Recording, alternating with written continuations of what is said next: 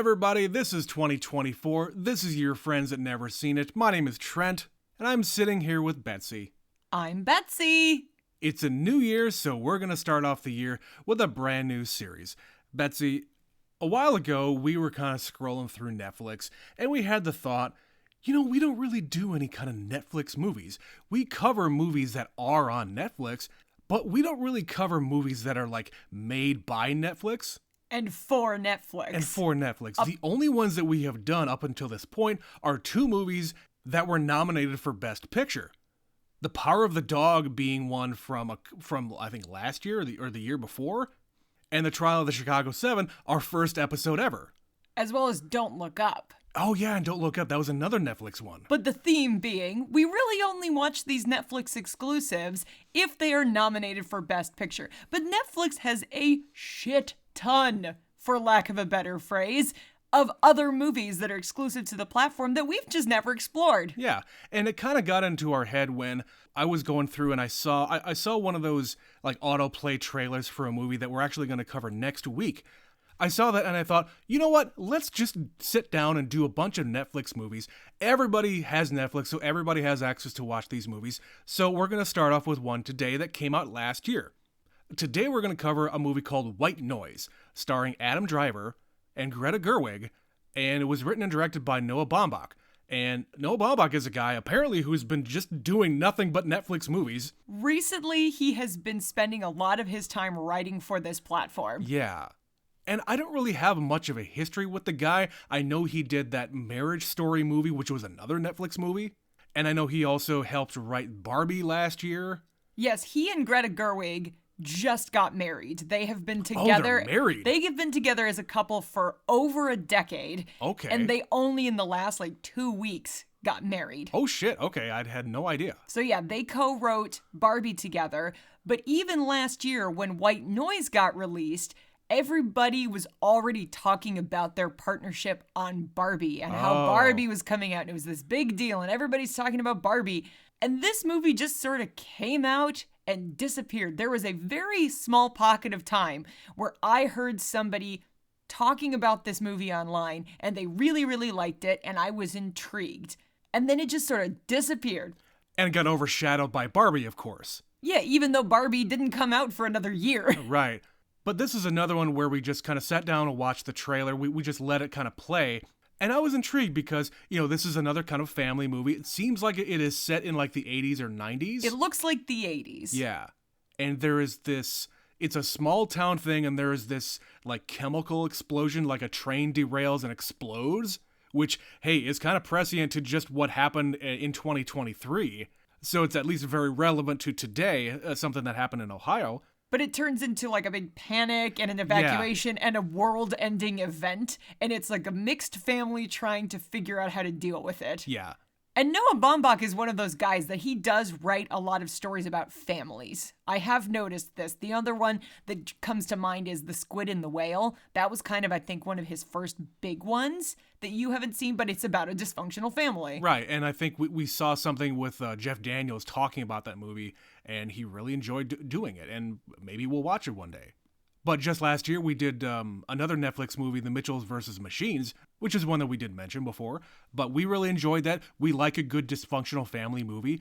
And we've said it a few times, we like movies that depict families as kind of messy. That's interesting to us. But I don't really know much else about White Noise. I know it came out last year. I know it's about this family who gets evacuated and all the things that happen. But do you know anything else? Just what we gleaned from the trailer. Yeah. So this is only going to be our second Adam Driver movie. So again, we have a history with him. We like the guy. He's been choosing a lot of different weird projects lately. So this is going to be one of them. So we're going to go watch White Noise. Join us on Netflix. We'll be right back.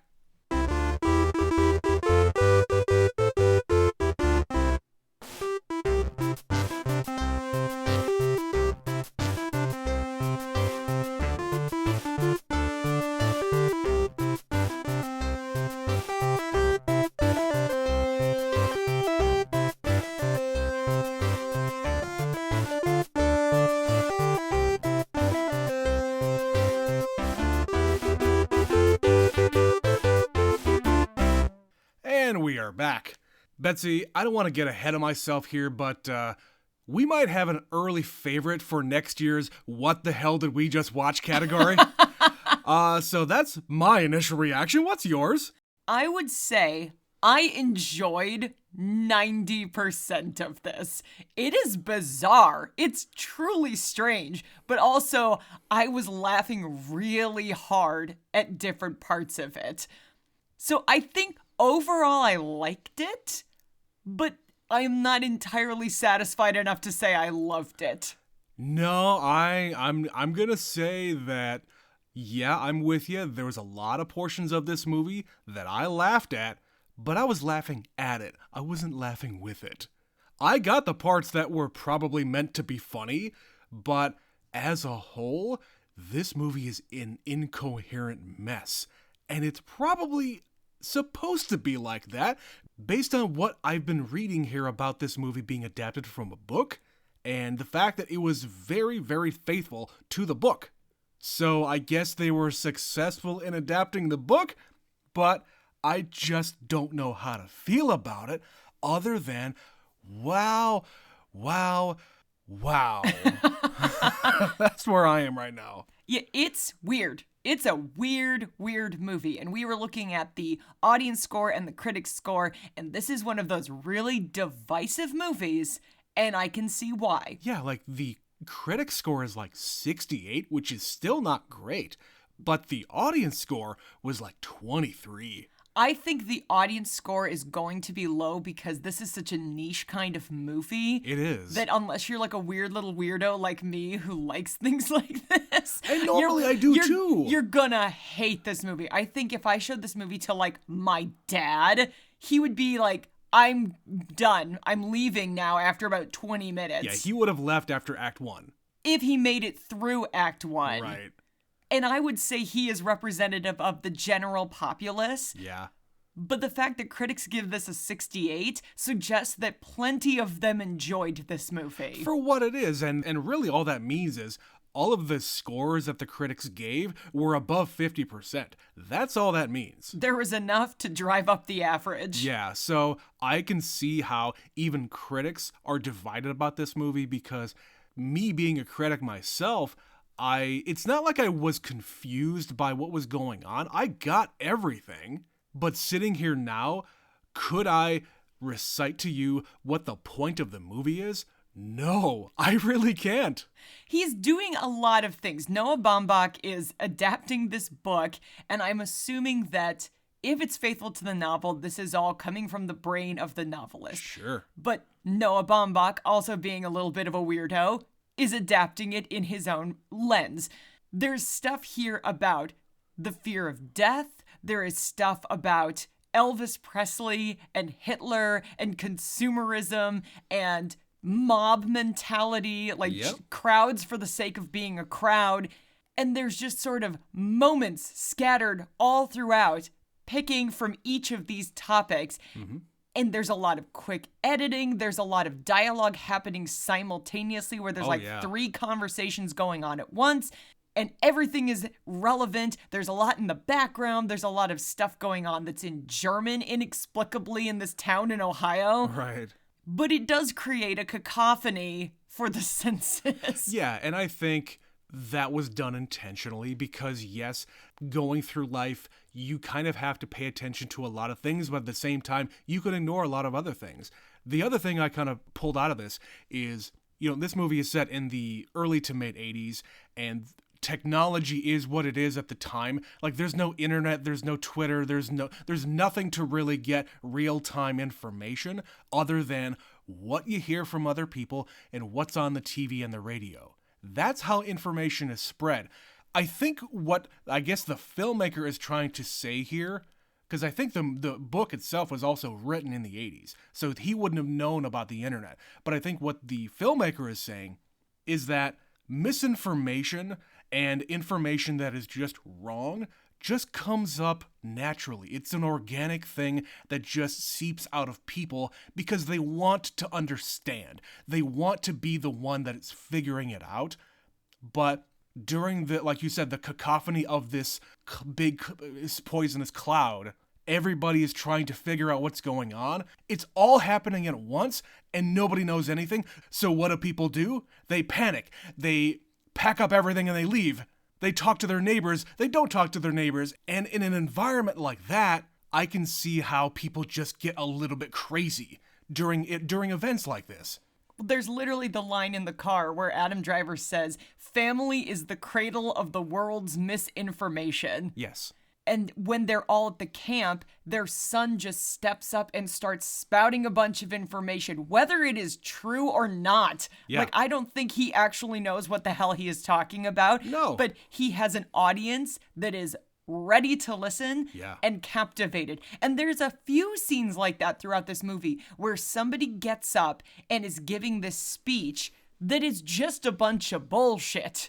Like, it happens repeatedly. It happens at the beginning when Don Cheadle is teaching a class about Elvis, and Adam Driver comes in and starts making a counter presentation simultaneously about Adolf Hitler, and the two of them are talking about their respective mothers, Elvis's mother and the relationship she had with her son, Hitler's mother and the relationship they had, and you have these two counter arguments, and it's like a intellectual street fight. It's because a duel. People are coming in and they applaud at the end. Right. It's so It's weird. dueling lectures about the most weird thing that you could possibly think of. And yeah, it's all entertainment. People are coming in, other professors are coming in just to witness what's happening. And yeah. And of course, all of that is because the Don Cheadle character wants to win some kind of weird competition against another professor? I don't know. It's like he wants to teach a class about Elvis Presley and the cultural relevance and significance and impact of that man, but he can't do it by himself because there's like a grant or something. I didn't quite understand it, but he needs Adam Driver's help. He needs a spark. He needs a spark, and apparently them having a lively debate about Elvis and Adolf Hitler is the spark. And there needs to be this like dramatized thing about Adam Driver being in there and like just kind of teleporting around the room. And in one shot, it kind of looks like he is just kind of floating in there. The way he is standing, it conceals his legs. Right. He's always wearing a robe when he teaches, and it looks like he is floating through the air as he slowly rises. That scene is probably the weirdest and best scene, if you want to call it that. But again, all these little vignettes coming together do not coalesce into a movie. Well, there's another thing going on throughout the film. The movie starts with Don Cheadle teaching about crashes, like car crashes. Yeah, the evolution of car crashes in film. And a commentary on like tragedy porn and the excitement people feel, especially in the 1980s, when they put stuff like that on TV. And one of the other people who makes a bullshit speech is when they're locked in like a gym during this event, they've been evacuated, and there's a man with an RCA TV, and he says, "Are we not tragic enough? Why are we not on TV?" Yeah. And he's railing against the fact that their tragic event isn't tragic enough for television. Right. And why why isn't this being broadcast everywhere? Once again, he has an audience at his disposal, and everybody is just looking at him, watching him talk about nothing, and they applaud him at the end. And earlier on in the movie, there's a bunch of professors all sitting at lunch, and they're all talking about tragedy porn. They're not calling it that, but that's essentially what they're talking about. It's before the birth of that phrase. Yeah. And they're just kind of opining about, okay, this is why people are gravitating towards this kind of entertainment, because it is literally entertainment. We just don't know it yet in the 80s. But it's again that mob mentality that people want to be a group. People want to have someone to follow or fawn over or panic over, something to freak out about, down to even the way the movie ends. Like there's part 1, 2, 3, and then sort of an epilogue where they have an interpretive dance in the grocery store. Yep. That has nothing to do with anything. They're just sort of dancing to LCD sound system, because how else do you end this movie? But even that is commentary on what else is going on in the movie. Everybody is just doing the same thing. Yeah. They start the movie with a sea of station wagons, and everybody's doing the same thing, and the movie ends the same way. So there is structure here. There is just so many themes that he is trying to show us in parts 1, 2, 3, and the end of the movie, that it's a little overwhelming. So I feel like we kind of almost need to break it down into the 3 parts. Yeah, even in the movie, it is presented as 3 different chapters with 3 different titles to them. The first one being Waves and Radiation, which doesn't make any sense to me why it's named that. Did you get anything? If I'm thinking of anything, I think it's just, this is the way of life. It's TV, it's radio, because during this part of the movie, nothing has happened yet. Yeah. But it's just existence, I guess. And it's all of the things happening at the same time. Just existing in life. And you get the scene at I think, breakfast, where all of these like really, really quick cuts are happening and all these children have their own lines. The dad is reacting to what is going on. The mom is also reacting, but she's also doing things kind of in secret. She's taking the pill. But one of the kids sees her do it, and there's so many things happening here, but nothing is happening. And waves and radiation implies those are things that lead to other things. I guess. It's just cause and effect. And right now we're just getting the causes. We're not seeing the effect until later. Yeah, and we also get the setup of, thinking about death. Because at the end of this, mom and the dad are in bed together, and they're just kind of having their pillow talk. And they opine about, oh, I really wish that I would die first or you would die first because, oh man, I would just be lost without you. And they're just kind of competing to be more poetic about how miserable they would be. This scene was Shakespearean. Yeah. The way it is written, the dialogue is so like watching a play. It's poetic. Yeah, they are not talking the way people talk. And that's most of this movie. They're never just having a conversation. No. It's always, I have to talk about how my heart would hurt and it would be so sad and a tragedy and the world would never be the same if you died first and I had to live without you. Right.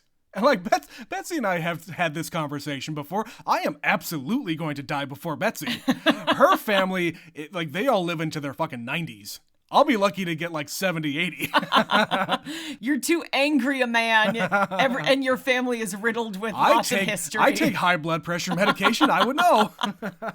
So this whole first section of the movie, as we're talking about who he is, we find out she's on a medication, he's some kind of college professor. Yeah, and I love the scene of him coming home from college because he's just opining about all of the people coming in their brown station wagons, how they're all lined up for miles and miles, dropping their kids off. And it's, again, very poetic. And the whole sequence ends with the train crash. Yes. So it's a train derailment of toxic chemicals combined with a drunk truck driver driving like an oil rig or something. Yeah, it's an oil tanker. And this collision creates the next step in the movie, the airborne toxic event. So the first section, overall, I liked it. I thought part 1 was funny and weird, but not completely incoherent. Like, I followed it. It's just weird. So you have to be into it to like it. And I appreciate the fact that you are allowing this movie to be weird, but the through line from A to C is not there. I don't know how they get from point A in Act 1 to all the way to the end where Adam Driver is shooting a guy in a bathroom. We'll get to that. So the second part is part 2. Yeah. And part 2 is the airborne toxic event. And it is this long sequence of the train has crashed, they're watching this plume of smoke, and they're debating whether or not it is a plume and what we call it. And all of this information is like trickling out and then changing again and then changing back. And you're seeing the effects of what they think is happening to the people there. Like one of the girls gets sick because one of the side effects is getting sick. Because it's the power of suggestion. They say, oh, well, you might get sweaty palms and vomiting. Right. And by the time she does that, she's working off of old information. They say, oh, well, now it's not sweaty palms and vomiting. It's a sense of deja vu. Right. Which is the completely stupid description for what would happen if you are exposed to a toxic event. But then you talk about the power of suggestion. We also get this extra thing. I know I'm jumping ahead here, but we get this extra thing of her on the pill and this other guy on the pill, and she says something to the effect of, if somebody suggests something that is happening, oh, like a bullet is going towards my face, I'm going to dive out of the way. When in reality, they're just words. And the same thing with the guy. Oh, there's a plane falling from the sky. He's going to cower in fear. What is this power of suggestion? Like, what is he trying to say with this? I don't get that. I think it's the fact that people are looking for something to panic over or follow and pursue. It's the whole thing that he gives the speech about. Why did people gather around Adolf Hitler? It was to celebrate the dead and this and this and this. But at the end of it, he says, but first and foremost, above everything else, they became a crowd to be a crowd. It was as simple as that. And it's the same thing. Everybody's panicking. They're looking for a reason. Everybody is looking for answers and solution. And the power of suggestion is part of that. People hear, oh, I think I know a guy who has a cure for that thing over here. Right. So let's all go over there. Oh, we're being evacuated. Well, were they really saying let's be evacuated, or was it more like a tone thing? Like when the guy with the sirens is driving by saying there is something going on, leave your homes, evacuate. There is a deadly toxic cloud coming to you. They're all having dinner and mom and dad are like, what was his tone when he said it? Like, is it really serious? Do we really need to leave our homes? It's that weird thing of you all need to hear it for yourself in the way you want to hear it, and you'll react accordingly. Or not. Or not. It's just, again, throughout the movie, very openly interpreted. Yeah. How that feels. And maybe this is just a thing about me being kind of a contrarian, where I don't really go along with crowds. I don't really conform to whatever the overarching attitude is about a lot of different things. Maybe that's just why I'm not really getting this. But there's a lot of points throughout the movie where they're demonstrating this too, and how it kind of almost doesn't matter what you do because you're gonna end up going with the crowd. There's the sequence at the camp where in the morning the sirens are blaring, they say, leave, you have to leave, you have to leave. We don't know why they have to leave. No. They are just all panicking and people being hit by cars, and they drop the bunny and he has to go back for it. And he finds a car. There's like a Range Rover, and he says, those people with the bumper sticker about guns, they clearly know how to stay alive. And he follows them instead of following what everyone else is doing. Right. And they go for a fucking ride through the woods and then a float down the stream, and they still end up with the crowd. Yeah. It did not matter. That entire sequence, it didn't matter what choice they made. They still ended up with the crowd. So there's a lot of that's a really good point. Predetermined destiny and human nature. Doesn't matter how you get there, you're gonna get there with everybody else. And same, the overall commentary about death. It does not matter how you get there, you're gonna die. Yes, we're all tentatively scheduled to die. Or at least one of them is. So yeah, this whole second sequence is everybody panicking. They don't know what it is. There's this vicious cloud of smoke and purple lightning and rain, and everybody, which was terrifying. And everybody is in awe of it. But like he has to get out and fill the gas tank, and they decide there's this menacing specter of smoke behind him in the sky. Mm-hmm. You just see the Shell oil sign at the gas station as the smoke passes through. And it's very effective. Like there are some genuinely like creepy, haunting kind of moments throughout this.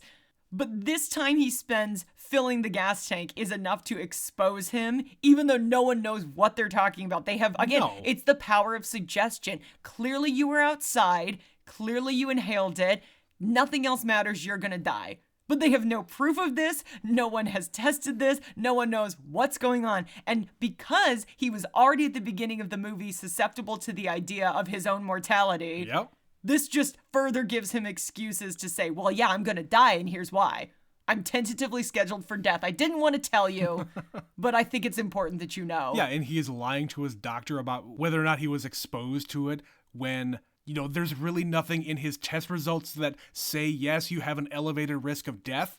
And even if he says, yes, I was exposed, what is that going to change? It's not going to change your numbers at all. even the people at the camp say, oh, we've put your numbers into the computer and you're definitely going to die, but in like 15 to 30 years. Yeah, because he's a middle-aged man. Right. It didn't tell him anything and new. I don't know if you got this. I kind of got this vibe about when he's standing in front of the guy with the computer in the shelter. The guy says, oh yeah, the computer says it's not really giving me any numbers. It just gives me these like symbols. It's like a bracket, and inside of the bracket is this red text, and I don't really know what it means, but it probably means you're going to die. Yeah, it doesn't make any fucking sense, but he just believes it. Right. You're extrapolating this bullshit because you've never actually done any kind of tests on this cloud or what the chemicals are. You're just guessing to have something to say. I imagine the fact that this came out in 22 also has relevancy to the fact it's post-2020, and this is some commentary on people reacting to the pandemic and new information, and you're just looking for someone to yell at, and you're looking for someone to follow. And it's what I said before about misinformation. All of this stuff is changing constantly and constantly, but we all are just grasping for any kind of information to take the dread of COVID, or this cloud in this case. The specter, the metaphorical specter. To shove that negative thing out of our brain to try to either excuse it or dismiss it or allow ourselves to just become overwhelmed with dread. Yeah, so overall, this second portion, I kind of loved this one of all of them. Yeah. Because everything got so chaotic, but it was really funny. And the way they were all reacting in this situation, I'm like, okay, I'm really enjoying it. Where the movie gets weird for me is we're not staying in this airborne toxic event. Eventually, they all get to go home. And they just cut from they're in a shelter, sheltering in place, to 9 days later, they get to go home and go back about their lives. They go back to their jobs, they go back to school. But then it turns into Dylar. Greta Gerwig has been taking this mystery pill called Dylar. And the whole movie, Adam Driver and the oldest daughter have been asking any scientists, medical professionals, doctors, anyone who they can ask. They take the pill to the cartoonish lab with all of the beakers smoking everywhere. The chemist. With the chemist, who was also drinking the Yoo-hoo thing with the straw coming out. And they're asking anyone who will listen, what is this? What does it do? And even when he takes it to the chemist, he finally gets his hand on a pill. Yeah. She says, oh, it's brilliant, but doesn't say what it is or what it does. She just says it's cutting edge. It's like top biology science that's coming out. But she just, what does that mean? Didn't seem to actually do anything. And when Adam Driver confronts his wife, she has to tell her story. In her way. And she has a condition that she doesn't want to divulge. And she says, this is what the pill is. This is how I got it. This is where it came from. But then we see where it actually came from. And it's like, what the fuck are you talking about? Because she says that it was a group of scientists doing a very top secret study about a pill that will keep you from being afraid of dying. That's called taking drugs. And it ended up being she was a finalist, and then they decided not to pursue it, but she forced the scientist to let her take it because she was desperate. But she had to convince him by sleeping with him. Right. Which is to say, this was just a scam. In my mind, this is how I'm interpreting this. There's a bunch of skeezy guys who put an ad in the paper to get a bunch of vulnerable people to come to them to try to give them money, and they give them pills. These magic pills, whatever they happen to be, they could just be pieces of candy like the guy was kind of intimating at. But the point of it was just to scam people out of money, and in this case, sex. It's also the placebo effect, though. Sure. The pills might not do anything, but they keep talking about the power of suggestion. Yes. And if you are being told to take this pill to make you feel better and not afraid of death, then maybe it will make you not afraid of death. And ironically, Trent, by the end of the movie, they are less afraid of death because the two of them are in that space together with this guy, and Adam Driver shoots him and then tries to make it look like he shot himself, and hands him the gun. And because the guy is not actually dead and wasn't shot in a way to kill him, he shoots Adam Driver. The bullet ricochets off his hand and it shoots Greta Gerwig. So both of them have like a near-death experience, even though it is like not really Very serious. minor. And the three of them load up into a car and go to this magical hospital. And by the end, they have a speech with a nun who's telling them about you have to have hope and believe something, because if we don't believe, who's going to? And the sun rises and they're just cured. Right. All these German nuns who apparently do not believe in heaven, but they do because if they didn't, then society would collapse. But what I'm saying is, inadvertently, Dilar Rama, which implies everybody around here is on Dilar. It's just kind of a fancy advertising way of saying it. The two of them are both trying to get this pill. They both have a near-death experience, and then they both discover hope at the same time together, and they're no longer afraid of death. So yeah, and then they're just cured. They go home, they have, like, she has a limp, and, you know. And they move on with their lives Yeah. and have a dance in the grocery store. So you know, as you do. As you do. In Ohio. But the way they kind of give you all of this information in the third act is where I really struggled, because I was like, this is a really different kind of movie up until this point. Like, I thought we were going to have full-on world-ending, what do we do to survive kind of movie. I'm on the journey with them throughout Act 1 and Act 2. You're introducing these characters, then you have this big event that they have to deal with, but then they deal with it, and then they're left with their anxiety, essentially. You have this specter, this big-ass cloud that everybody's afraid of. It could kill you, it could be nothing. It's pretty damn scary, but really it is the specter of death that is hanging over everybody at all minute of every day. When in reality, you could have just ignored it and stayed home and been fine. Instead, everybody panicked and everybody went along with everybody else, and you probably caused more harm by going along with the crowd than you would have if you just stayed home. So I'm saying he had a plan. Like, Noah Baumbach clearly had a story here. I don't know who wrote this book, but they also had a story if it's adapted. And there are themes throughout. Like, I follow that we're talking about death this whole movie. Sure. We're talking about crowds and crowd mentality this whole movie. There is a through line from the beginning to the end. It's just the way we get there in the last act where it's kind of jarring after building up this whole thing, and then we just go right back to life. Yeah. And then it turns into this whole jealousy, and there are dyers and there are killers, and you have to become a killer. It's so weird that it just kind of comes out of left field. And then the three of them, when they're at this hospital, they have two gurneys, and they put the guy who's been shot twice in a shopping cart, which again, I assume is some commentary about commodities and grocery stores and consumerism, because it's just so weird. They keep going back to this grocery store too, and like the John Cheadle character, it's very subtle, but he only has white products, which is to say all of the packaging of these products in his cart are all white. There is one lane that is like Repo Man, where it's like meat brand meat and milk brand milk. And so he has white packaging and it just says potato chips. Or there's a white box and it says cookies. But the entire store is full of name brands, and it is overwhelming to the senses. Like, it's Ritz and it's Brillo, and, you know, all the cereal brands are there, and it's very vibrant and bright and colorful.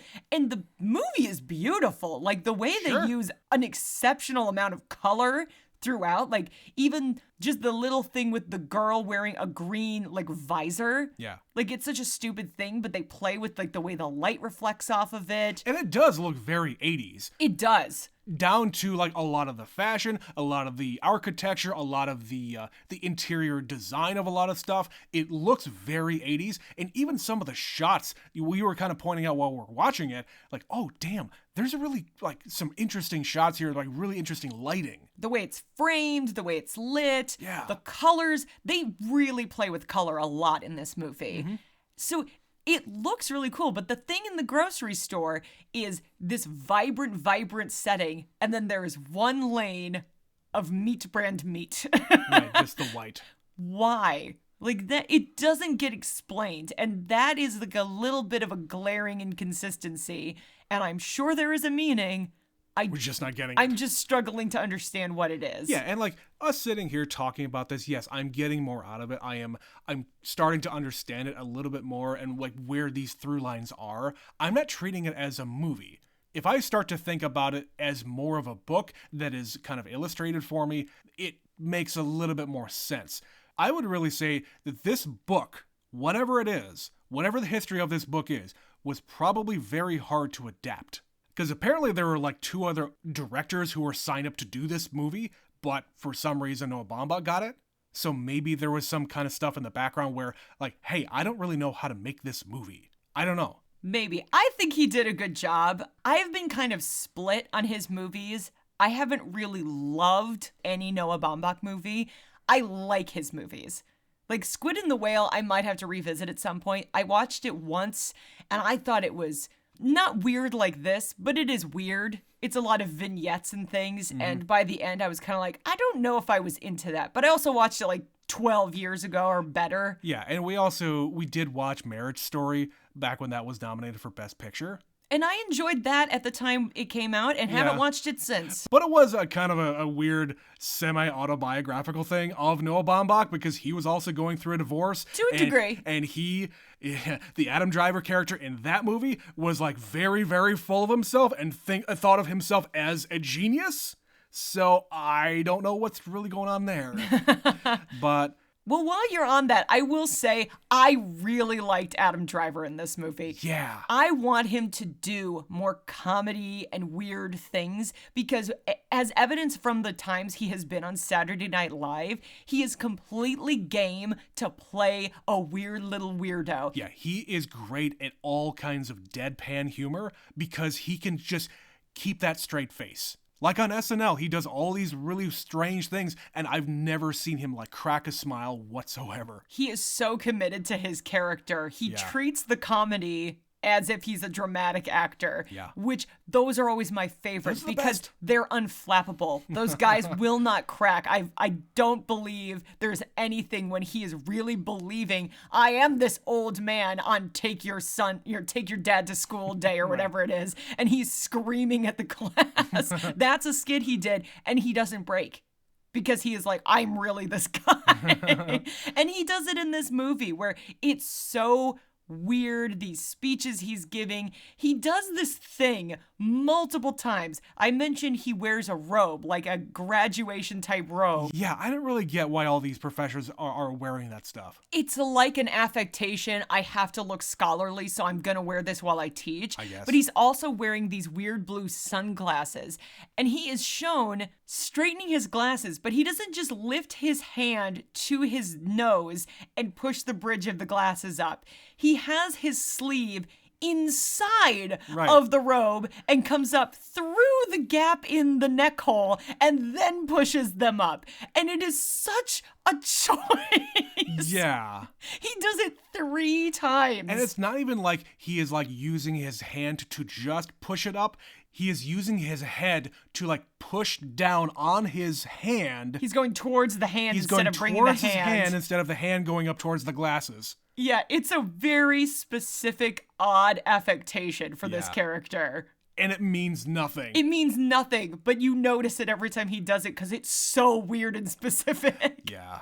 There are other touches throughout this movie that are easy to miss, but so appreciated by me when I caught them. So when they're told to evacuate, they're the last family on the block to actually leave because they sort of debate going.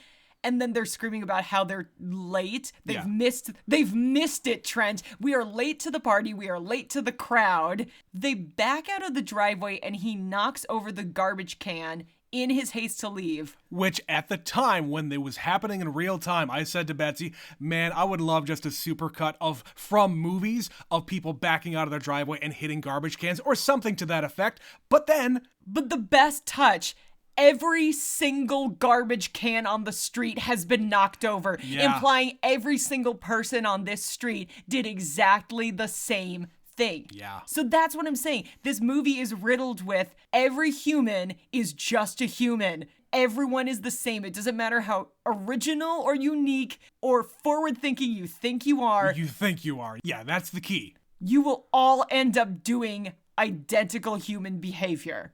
And that's really sad. I don't like that.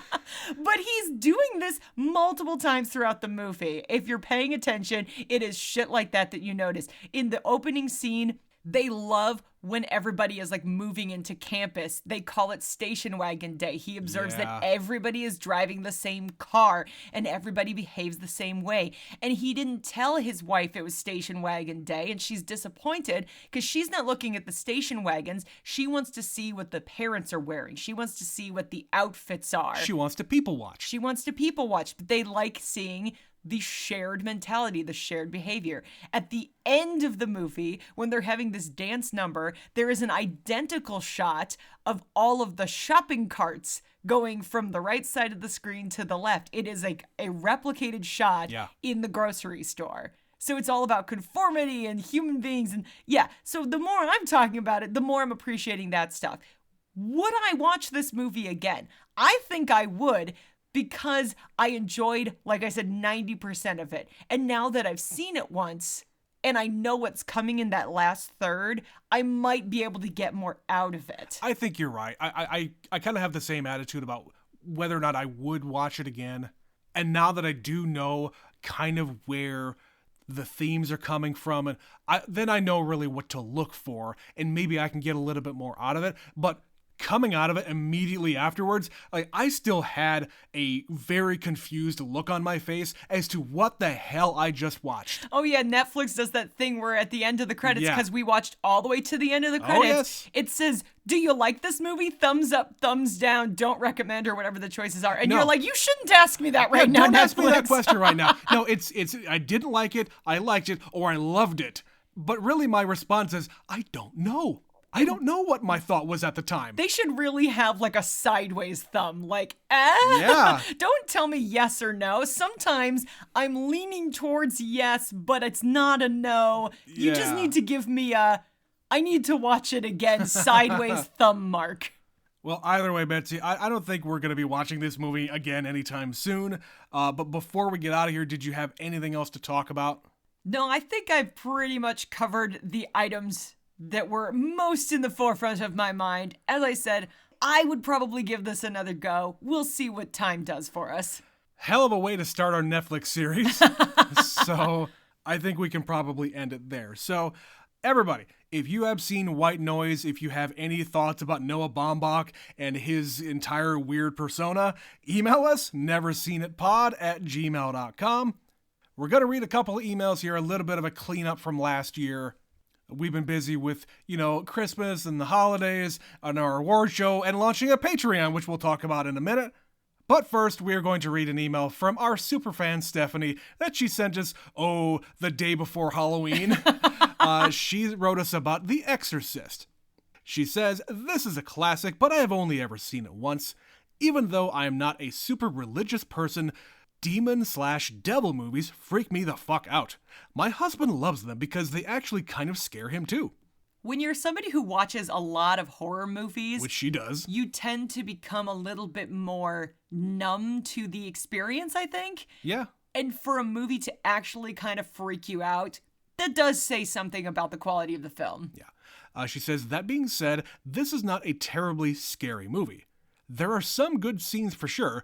The effect they do with the overlapping voices is super creepy. Practical effects are almost always better than CGI. Overall, it is pretty good, and you can see where this movie spawned a lot of copycats or just inspired a lot of other movies." Yeah, I can see that.